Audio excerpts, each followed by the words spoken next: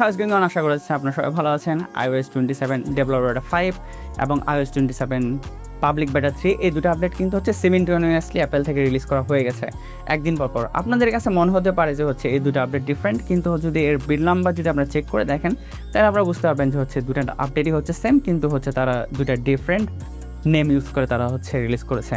আর যাই হোক, আজকে আপনাদেরকে iOS 27 বেটা যে 5 যে আপডেটটা রয়েছে এখানে আসলে নতুন কী কী ফিচার থাকতেছে এবং কী কী চেঞ্জেস থাকতেছে সেগুলোতে আলোচনা করবে। এবং সর্বোপরি এই যে আপডেটটা রয়েছে এতে হচ্ছে আপনাদের আইফোনের যে পারফরমেন্সটা কেমন হবে আর কি, তো সেটা হচ্ছে Geekbench 6 দিয়ে সেটা হচ্ছে আপনাদেরকে টেস্ট করে দেখাবো।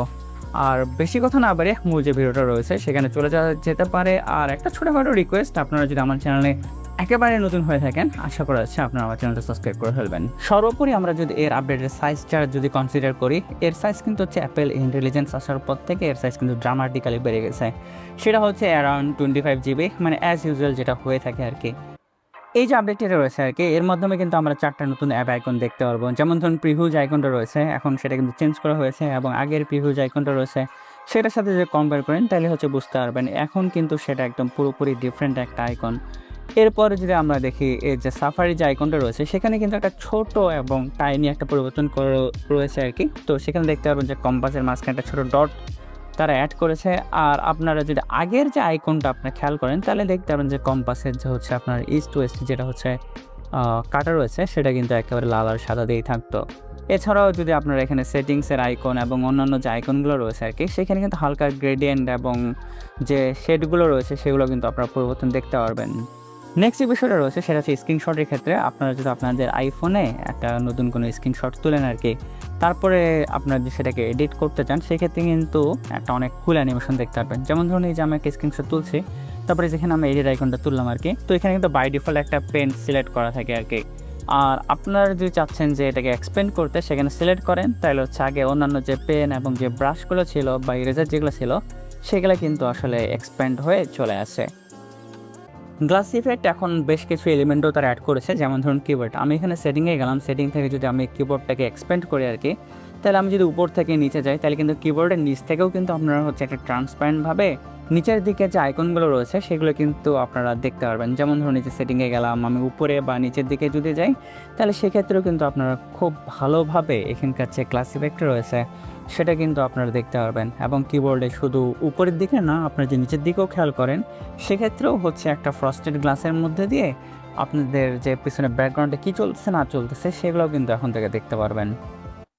ইন অ্যাপ ভিজুয়াল পরিবর্তন কিন্তু আপনার ক্লকের যে অ্যাপ্লিকেশনটা রয়েছে সেখানে দেখতে পারবো। আমরা যদি প্রথমে ক্লকে যাই সেক্ষেত্রে হচ্ছে অ্যালার্ম বা টাইমারের ক্ষেত্রে যদি কোনো একটা অ্যালার্ম সেট করি সেখানে আপনারা ফ্রন্টগুলো খেয়াল করেন, সেখানে কিন্তু এই ফ্রন্টগুলো একটু বোল্ড আকারে হয়ে থাকে। সেটা অন করেন বা অফ করেন সেটা কিন্তু নতুন করে বোল্ড আকারে হয়ে থাকবে। যেমন ধরুন আমি হচ্ছে এখানে একটা এক্সাম্পল দেওয়ার জন্য একটা নতুন একটা অ্যালার্ম অ্যাড করলাম, তো সেক্ষেত্রে আপনারা দেখতে পারতেছেন যে হচ্ছে নতুন যে আপডেটটা রয়েছে iOS 27 ডেভেলপার বেটা 5 সেক্ষেত্রে হচ্ছে আপনারা ক্লকের যে অ্যালার্ম বলেন বা টাইমার বলেন সেক্ষেত্রে আপনারা এই বোল্ড আইকনগুলো দেখতে পারবেন।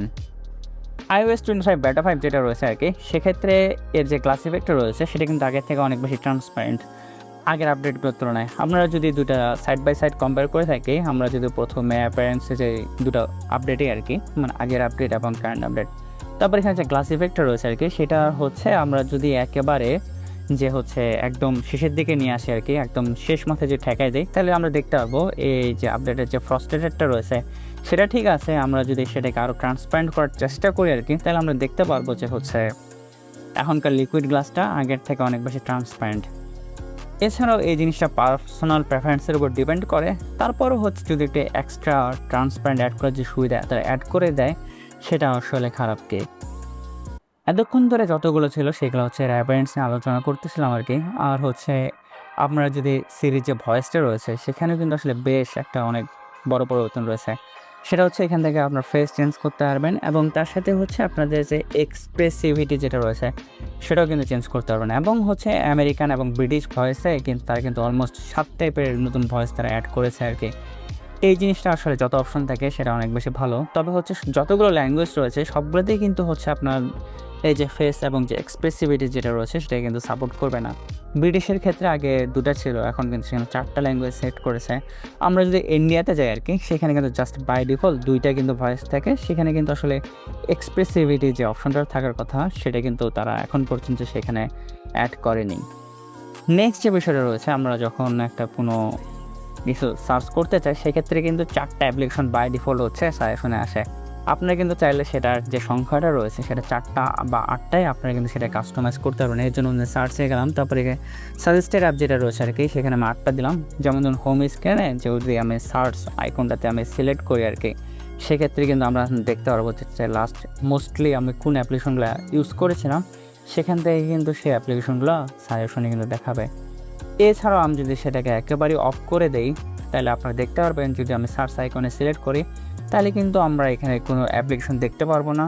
আই থিঙ্ক এই জিনিসটা একটু বেশি ক্লিন লাগে। নেক্সট যে বিষয়টা রয়েছে সেটা হচ্ছে এর পারফরমেন্স। এই আপডেটটাতে আসলে আমরা কীরকম পারফরমেন্স এক্সপেক্ট করতে পারি তা হচ্ছে Geekbench 6 যে অ্যাপ্লিকেশনটা রয়েছে সেটাতে একটু টেস্ট করে দেখব।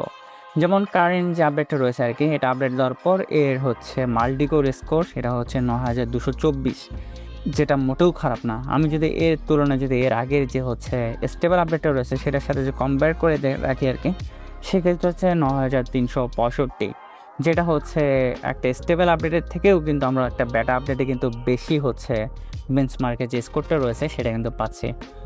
তো এখান থেকে হচ্ছে একটা আইডিয়া করে বলা যেতে পারে যে হচ্ছে আপনারা একটা আগে যেরকম মানে পারফরমেন্স এক্সপেক্ট করতেন আপনাদের ফোন থেকে আরকি, বা যেটা পেয়ে আসতেছেন ঠিক সেরকমই হচ্ছে ব্যাটারি লাইফ এবং পারফরমেন্স পেয়ে যাবেন। যদিও আসলে বেঞ্চমার্ক স্কোর থেকে হচ্ছে আপনার রিয়েল লাইফ যে সিনারিওগুলো রয়েছে সেগুলো কিন্তু ডিফাইন করে না। আজ এ পর্যন্তই। এতক্ষণ ধরে আমি আপনাদের সাথে ছিলাম অর্ঘ। যদি ভিডিও ভালো লাগে থাকে ভিডিওতে লাইক, আর যারা এখন পর্যন্ত আমার চ্যানেল সাবস্ক্রাইব করেনি, আশা করা যাচ্ছে আপনারা চ্যানেল সাবস্ক্রাইব করে ফেলবেন। আর সবাই অনেক ভালো থাকবেন। Tata, bye bye.